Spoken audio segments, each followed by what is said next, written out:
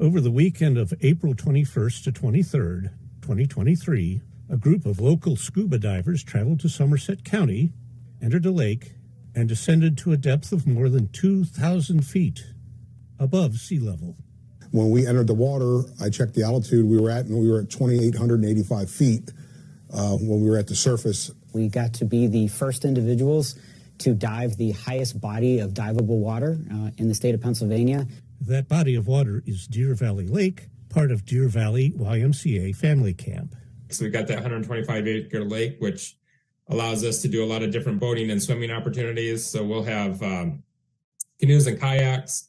We'll have paddle boards and rowboats, but we also do sailboating on the lake, too, which is a big popular thing for our campers. Camp and Lake sit near Mount Davis, which at 3,213 feet above sea level is the tallest mountain in Pennsylvania.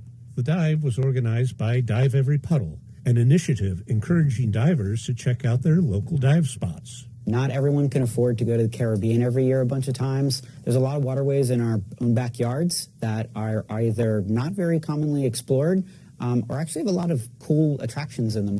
The lake's only about 17 feet deep, but since it's more than 1,000 feet above sea level, it's what's called an altitude dive, which require tweaks to the equipment. If you're using the old analog depth gauges, you're going to have to adjust your dive tables and go with a altitude dive chart and change it. Luckily, we're in the modern age now where we have dive computers that do this for you. This is us picking up trash. The divers did more than just dive. They did a bit of cleanup. This boat stayed where it was and helped the camp with an ongoing problem. The sluice gate of the lake's dam is stuck. We know it's not functioning now, and we're trying to figure out what it is that we need to do to get it functioning. And we found a concrete block with some metal fixtures on top and a gate that was heavily corroded over nearly 90 years of being underwater, supports and a control arm that were broken, rusted through, and could basically crumple in your hands. And we're able to take video of that and give that back to the director, and he can make a more informed decision.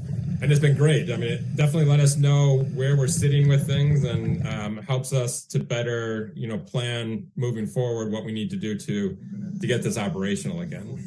It's a privilege. It's a privilege for a lot of reasons. So it's a privilege to be able to do it, but it's a privilege to be able to do it on Earth Day, and it's a privilege to be able to bring trash out of the lake, and it's a privilege to be able to be, hopefully, an inspiration for other people to do the same kind of thing in the future.